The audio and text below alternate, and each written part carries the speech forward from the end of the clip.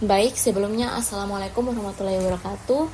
Kami dari kelompok 4 akan memaparkan materi yang berjudul Komunikasi Pemasaran Terpadu dan Bauran Komunikasi Pemasaran. Di sini saya selaku pemateri pertama yaitu Marista Sulaiman dan pemateri kedua yaitu Nur Hadijah Tuhulele dan pemateri selanjutnya Wahyul Ismail dan M. Arfad-Kilian. Jadi di sini saya kedapatan di bagian materi pengertian IMC sampai di media komunikasi. Nah, jadi pengertian IMC. IMC adalah sebuah konsep dari perencanaan komunikasi pemasaran yang memperkenalkan nilai tambah dari rencana komprehensif yang mengevaluasi peran strategis dari berbagai disiplin komunikasi. Nah, jadi intinya strategi komunikasi pemasaran yang menggabungkan semua jenis promosi seperti iklan, media sosial, event, sampai public relation dalam satu kesatuan yang terarah dan konsisten. Dan kemudian yang pertama ada perspektif komunikasi. Fondasi yang penting dari IMC merupakan komunikasi pengiriman dan penerimaan pesan, seperti halnya berkomunikasi dengan teman, keluarga, dan lain-lain. Nah, misalnya, ketika kita berkomunikasi dengan teman atau keluarga kita tuh bukan hanya komunikasi doang atau hanya sekedar ngomong doang, tetapi kita tuh juga melihat respon mereka dan menyesuaikan lagi cara kita untuk menyampaikan pesan. Dan yang kemudian yang kedua ada perspektif pemasaran. Dalam konsepnya, IMC ini menciptakan customer dari brand equity, sedangkan dalam prosesnya memanage hubungan jangka panjang dengan customer. Dalam IMC, kita memadukan fungsi-fungsi pemasaran seperti periklanan, penjualan pribadi, sales promotion, dan sebagainya. Nah, jadi kalau dari sisi pemasaran, IMC itu bukan cuma soal promosi jualan yang cepat, tapi lebih ke membangun hubungan jangka panjang sama customer. Nah, di sini semua alat pemasaran seperti iklan, promosi penjualan, personal selling, dan public relation ini dipadukan agar semua strategi saling mendukung. Nah, dan yang kemudian ada konsep dasar program IMC. Yang pertama ada pemasaran langsung. Nah, jadi pemasaran langsung ini adalah cara promosi yang dilakukan langsung ke konsumen tanpa perantara, seperti lewat email, SMS, katalog, atau bahkan DM di media sosial. Dan yang kedua ada promosi penjualan. Nah, promosi penjualan yaitu strategi untuk membuat perhatian konsumen itu secara cepat atau menarik perhatian konsumen secara cepat. Biasanya itu lewat diskon, kupon, hadiah, bundling produk, atau flash sale. Nah, yang ketiga ada hubungan masyarakat. Nah, hubungan masyarakat ini bagaimana perusahaan itu membangun citra yang positif di mata publik lewat konversi press, sponsorship, atau kerjasama dengan media. Nah, yang keempat ada penjualan pribadi. Nah, penjualan pribadi ini yaitu proses promosi yang dilakukan secara langsung oleh tenaga penjual kepada konsumen, biasanya tatap muka atau via telepon. Di sisi lain, si penjual ini biasanya menjelaskan detail produk, menjawab pertanyaan konsumen, dan meyakinkan mereka untuk membeli cocok untuk produk yang butuh edukasi lebih dalam. Nah, yang kemudian yang terakhir yaitu media komunikasi. Media adalah segala sesuatu yang dapat menyalurkan informasi dari sumber informasi kepada penerima informasi. Manfaat dari media sendiri adalah memudahkan seseorang untuk memperoleh sesuatu yang sedang dicari. Adapun fungsi dari komunikasi yaitu yang pertama ada efisiensi penyebaran informasi.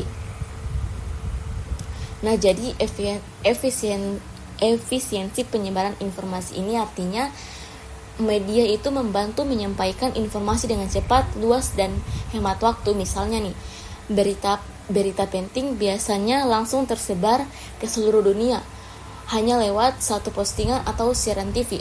Dan yang kedua ada memperkuat eksistensi informasi.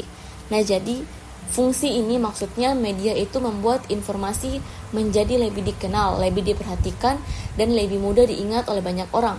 Jadi semakin sering sesuatu itu muncul di media, maka makin besar pula pengaruhnya di masyarakat. Dan kemudian yang ketiga itu mendidik. Jadi mendidik ini media bisa berfungsi sebagai sarana pendidikan.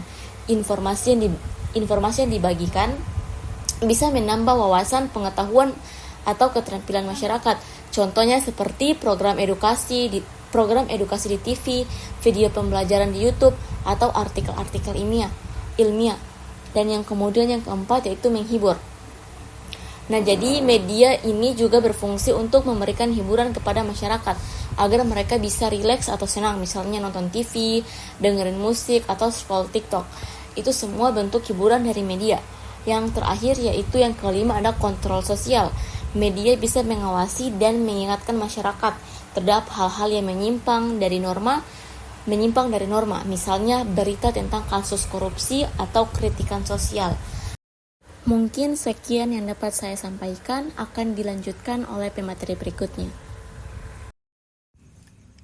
Baiklah, saya selaku pemateri kedua, Nur Hadi Lele, akan melanjutkan PPT ini, yakni pada teori media komunikasi. Oke, kita masuk pada pembahasan yang pertama, yaitu teori semiotik pesan.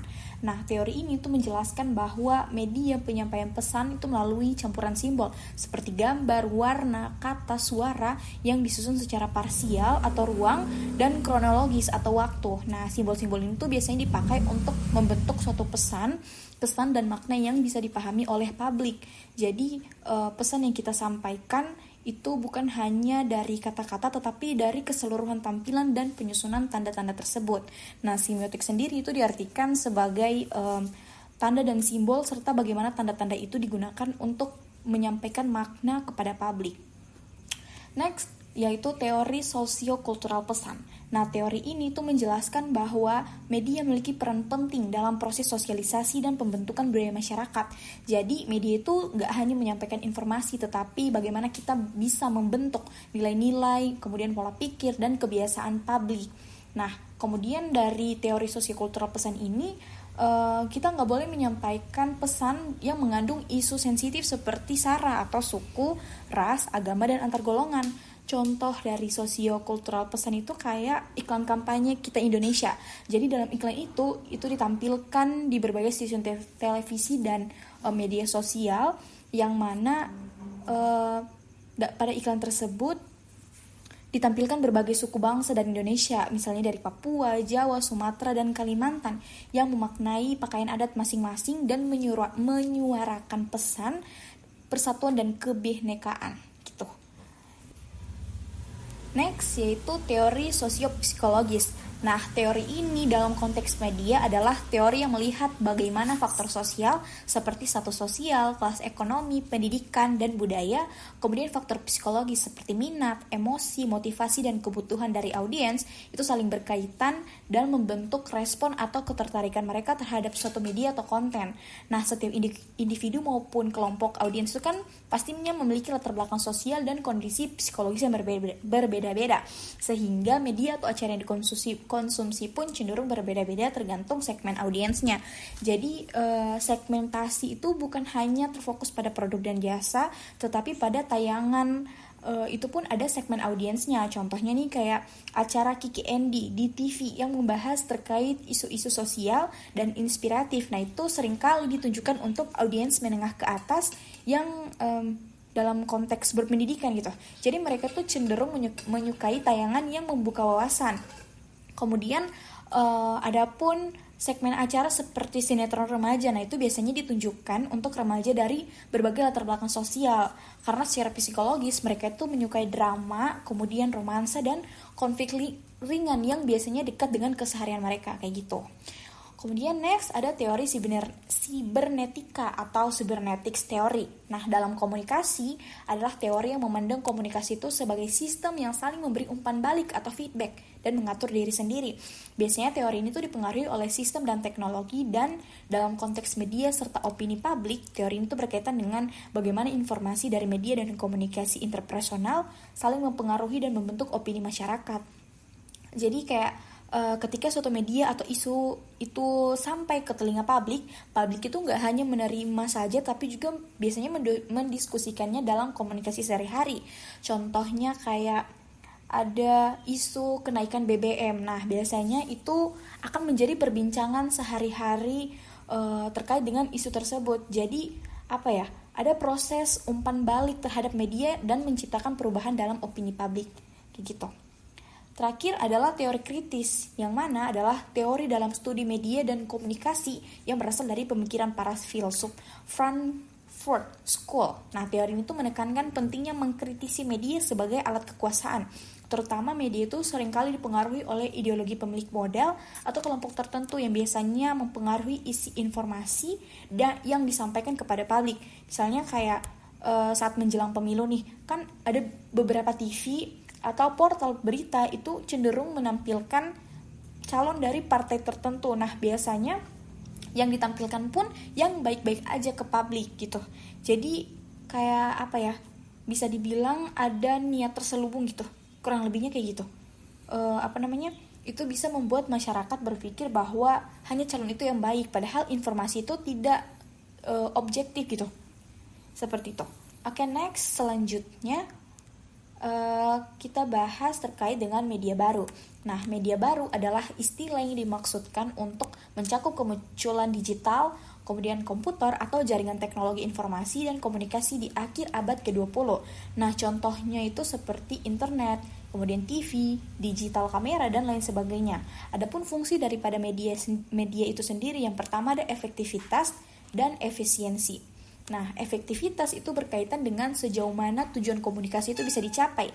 Jika media komunikasi digunakan dengan baik, maka informasi itu bisa disampaikan dengan jelas, mudah, dan tepat sasaran. Contohnya kayak kita menggunakan media email resmi atau presentasi visual. Nah, pesan yang kita sampaikan itu lebih mudah dimengerti oleh penerima karena disampaikan dengan terstruktur yang baik dan visual yang mendukung. Kemudian selanjutnya adalah efisiensi. Nah, efisiensi itu berhubungan dengan kecepatan dan penggunaan sumber daya, kayak misalnya waktu, tenaga, dan biaya secara optimal. Dengan menggunakan media komunikasi, penyampaian informasi itu bisa dilakukan lebih cepat dan hemat. Contohnya kayak di zaman sekarang kan kalau kita mau ngirim pesan kan biasanya lewat WhatsApp tuh. Nah, WhatsApp itu bisa digunakan lebih cepat atau dibandingkan menyampaikan satu pesan secara langsung. Jadi dia bisa menghemat waktu, tenaga, dan biaya secara optimal, seperti itu. Kemudian yang terakhir adalah fungsi motivatif, yang mana berarti media komunikasi mampu menarik perhatian, membangkitkan semangat, dan mendorong penerima informasi untuk bertindak atau merespons secara positif. Media komunikasi yang menarik itu seperti video, kemudian poster, infografis yang bisa menumbuhkan minat audiens dan membuat mereka lebih termotivasi untuk mendengarkan berita yang kita sampaikan, kemudian memahami dan bahkan mengambil tindakan berdasarkan informasi tersebut. Seperti itu. Kemudian yang terakhir adalah strategi IMC online dan offline. Nah, adapun strategi ini, jadi sebenarnya strategi IMC online dan offline ini tujuannya itu sama, yaitu menyampaikan satu pesan yang konsisten melalui berbagai media dengan penyesuaian terhadap target pasar yang ingin dituju. Mungkin perbedaan utamanya itu terletak pada sifat media yang digunakan. Kalau IMC offline itu cenderung bersifat satu arah, sedangkan IMC online itu memungkinkan interaksi dua arah yang lebih dikenal dengan istilah engagement.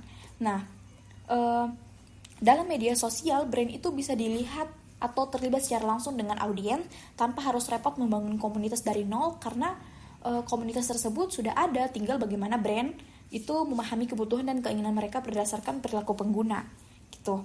Kemudian berbagai tools media sosial itu hadir untuk memfasilitasi kebutuhan berbagai informasi seperti YouTube untuk video, kemudian SlideShare untuk presentasi, blog yang menjadi tempat siapa saja untuk menyuarakan ide, opini, atau sekedar berbagi informasi secara gratis dan mudah. Kata kunci share yang awalnya menjadi dasar terciptanya tools ini berkembang menjadi konsep engagement yang lebih dalam atau bukan sekedar berbagi tetapi juga berinteraksi secara aktif. Nah, di dunia online ini semuanya bersifat transparan dan terbuka, sehingga brand itu harus peka. Jika tidak, reputasi itu bisa cepat memburuk, namun jika dikelola dengan baik bisa menciptakan boost positif dalam waktu singkat. Oke, sekian dapat saya sampaikan, akan dilanjutkan oleh pemateri berikutnya. Pengertian bauran komunikasi. Menurut Kolter 2025, bauran komunikasi pemasaran merupakan gabungan dari 5 model komunikasi pemasaran, yaitu iklan, promosi penjualan, hubungan masyarakat dan pemberitaan, penjualan pribadi, pemasaran langsung dan interaktif. Kelebihan viral marketing menyatakan jutaan orang di dunia hanya dengan sekali tombol.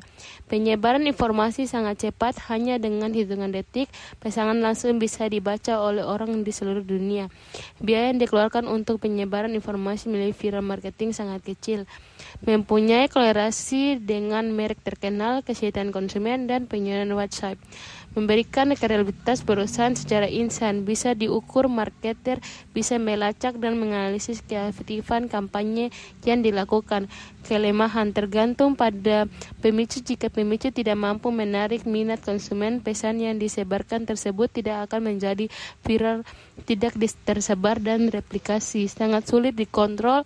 Proses penyebaran dan replika yang sangat cepat, tidak kemungkinan marketer mengontrol isi pesan yang disampaikan. Unsur-unsur komunikasi pemasaran, periklanan, promosi penjualan, humas produksi, dan penjualan pribadi, pemasaran langsung. Faktor komunikasi pemasaran, ketersediaan anggaran, siklus hidup produk, jenis produk atau jasa, keputusan pembelian oleh konsumen, karakteristik kelayakan sasaran, kesiapan konsumen untuk membeli produk, preferensi media, regulasi, komparatif, dan ketersediaan media. Perilaku konsumen dalam komunikasi pemasaran.